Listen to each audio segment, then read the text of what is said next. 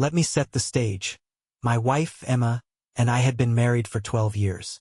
We had built what I thought was a solid life together. A beautiful home, 2 incredible kids, and a close-knit circle of friends.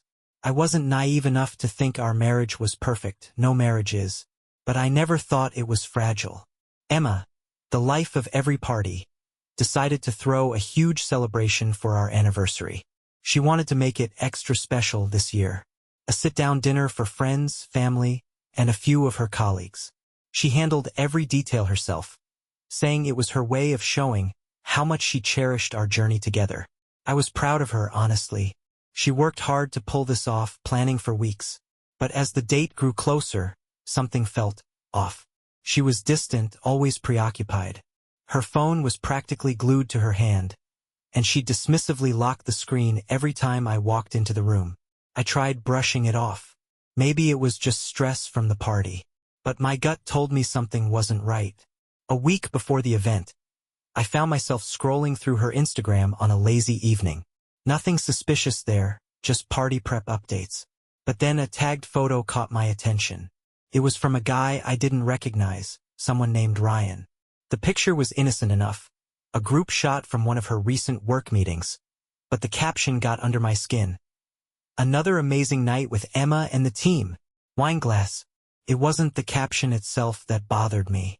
It was the way his arm rested around her waist in the photo, too familiar. My heart sank, but I convinced myself I was overreacting. After all, Emma had never given me a real reason to doubt her before. Still, I couldn't shake the unease. That unease turned into full-blown suspicion when I overheard a conversation late one night.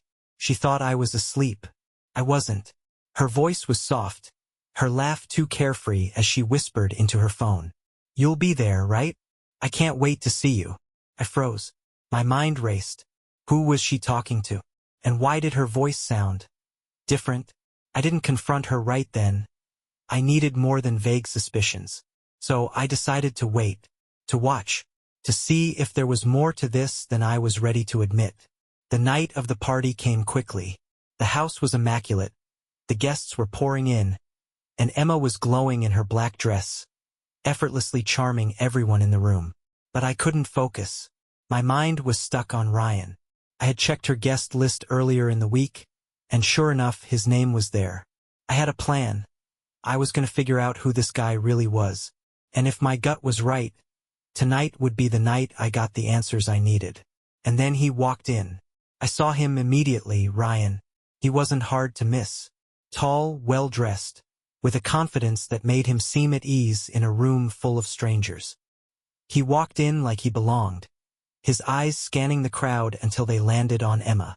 Her face lit up in a way that made my stomach churn. She excused herself from a conversation, brushing past me without so much as a glance, and went straight to him. I watched as she greeted him with a hug that lingered just a little too long. Her hand rested on his chest for a beat before she pulled away, laughing at something he said. The unease in my chest twisted into something darker. Anger? Betrayal?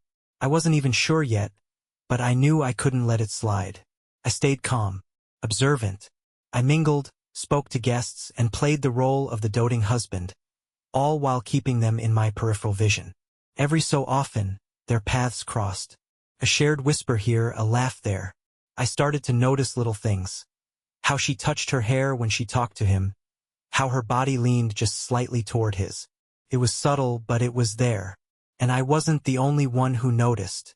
About an hour into the evening, my best friend Dave pulled me aside. "Hey man," he said, lowering his voice. "You okay? You've been watching Emma like a hawk all night." I hesitated. Dave had known me for years. He'd stood beside me at my wedding, and he could read me like a book. "I don't know," I said finally. "Something feels off." He followed my gaze to Emma and Ryan, who were standing near the bar. Ryan was pouring her a drink, his hand brushing hers as he passed it to her. Dave raised an eyebrow. "Who's the guy?" "Her colleague," I said flatly. "Ryan." Dave's expression darkened. "You want me to keep an eye on him?" I nodded. "Yeah, but don't make it obvious." The rest of the night felt like a blur. A surreal blend of music, laughter, and my own spiraling thoughts. Every time I saw Emma with Ryan, my heart sank a little further. I kept telling myself I was imagining things, that it was all in my head. But then came the moment I couldn't ignore. It was during the toast. Emma had insisted on giving a short speech, thanking everyone for coming and celebrating our milestone. She stood at the center of the room, her glass raised, smiling brightly. "To my wonderful husband," she began, her voice warm and full of affection. 12 amazing years together. You've been my rock, my partner, and my best friend. I couldn't have done any of this without you." The room erupted into applause, but I barely heard it. My eyes were locked on Ryan, who stood at the edge of the crowd. While everyone else clapped and cheered, he smirked, lifting his glass in a private toast to Emma. She caught his eye and smiled. A smile so subtle, so intimate, that it felt like a knife to the chest. I clenched my jaw, my fists tightening around my glass. This wasn't just in my head. Something was going on between them, and they weren't even trying to hide it anymore. But I wasn't about to let this play out without a fight. If they thought they could humiliate me in my own home, in front of my family and friends, they were sorely mistaken. I slipped away from the crowd and made my way upstairs to my office. It was time to put my plan into action. I grabbed my laptop and opened the folder I'd prepared earlier. Inside were screenshots of Emma's texts with Ryan, messages I'd found after she carelessly left her phone unlocked a few nights ago. They weren't explicit, but they didn't need to be.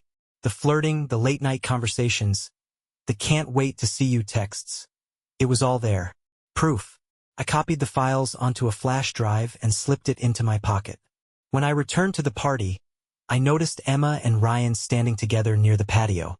Their laughter cut through the noise of the party, and for a moment, it felt like they were the only two people in the room. I walked straight up to them, my heart pounding in my chest. "Ryan," I said, forcing a smile. "Enjoying the party?" He turned to me, looking startled but quickly recovering. "Absolutely," he said smoothly. "Emma's done an amazing job." "She always does," I replied, my voice cold enough to cut glass. "In fact, I'd like to thank you personally for being such a close friend to my wife. It's rare to see someone so invested in someone else's happiness." Emma's eyes widened, her smile faltering. "Honey, what are you?" But I wasn't finished. "Actually," I said, pulling the flash drive from my pocket and holding it up, "why don't we all take a moment to see just how invested Ryan is?" The color drained from her face. Ryan's confident smirk vanished. And in that instant, the entire party turned to chaos. The room went dead silent. Conversations stopped mid-sentence. Laughter vanished, and all eyes turned to us. Emma's face paled, her hand trembling as she reached for my arm. "Can we talk privately?" she whispered, her voice pleading. But I wasn't in the mood for quiet explanations. Not anymore. No, Emma. You wanted this celebration to be unforgettable, right? Let's make sure it is. I turned to Ryan, who stood frozen, his fake confidence cracking. "Ryan, I think everyone here deserves to know what kind of man you are. Or better yet, what kind of colleague you've been to my wife." I walked to the living room, where our TV was mounted on the wall. Pulling the flash drive from my pocket, I gestured toward it. "Let's all take a look, shall we?" Emma's voice broke through, panicked and desperate. "Stop, please. Don't do this." She grabbed my arm, but I shook her off. "You should have thought about that before sneaking around behind my back," I said, my voice cold and steady. Ryan tried to intervene. "Listen, man. This is a misunderstanding." "Shut up," I snapped, my voice booming across the room. "You've said enough." I inserted the flash drive into the USB port, the screen coming to life as the first message appeared. Gasps echoed through the room as texts and photos filled the screen. "Last night was amazing. Can't wait to see you again. I can't stop thinking about you, Emma. You drive me crazy. Meet me at the usual place, our little secret."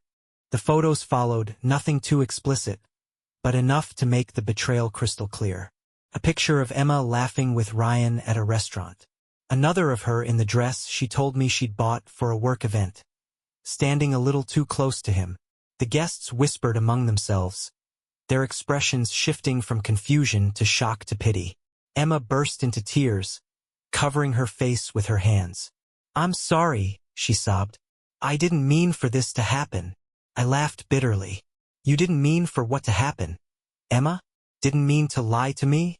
Didn't mean to sneak around with him? Or didn't mean to get caught?" Ryan, now visibly sweating, tried to step forward. "All right, that's enough. Let's all calm down." I turned on him with a fury I could barely contain. "Calm down? In my house? At my anniversary party? After what you've done? You're lucky I haven't thrown you through a window." Dave stepped up beside me, his hand on my shoulder. "Hey man, let's get this guy out of here. He doesn't belong here." Ryan raised his hands defensively. "Fine, I'll leave. But this is between you and your wife." "No, Ryan," I said, my voice steady but full of venom. "This is between you and everyone here who now knows exactly who you are. A snake who preys on married women." I turned to the crowd. "And if anyone here didn't already know, my wife and I are done. You've all seen the proof. There's no coming back from this." The room was thick with tension, the kind that makes your skin crawl. Friends and family didn't know where to look. Some awkwardly shuffled toward the door, others stood frozen, not wanting to miss a second of the chaos. Ryan left in a hurry, his tail between his legs. But Emma stayed, her mascara-streaked face a mess of regret and humiliation. "Please," she whispered, stepping toward me. "Can we talk? Just us? I'll explain everything." "There's nothing to explain," I said coldly. "You made your choices, Emma, and I've made mine." I took off my wedding ring and placed it on the table between us. "We're done." Her sobs grew louder, but I didn't care. I walked out the door, the murmurs of shocked guests fading behind me.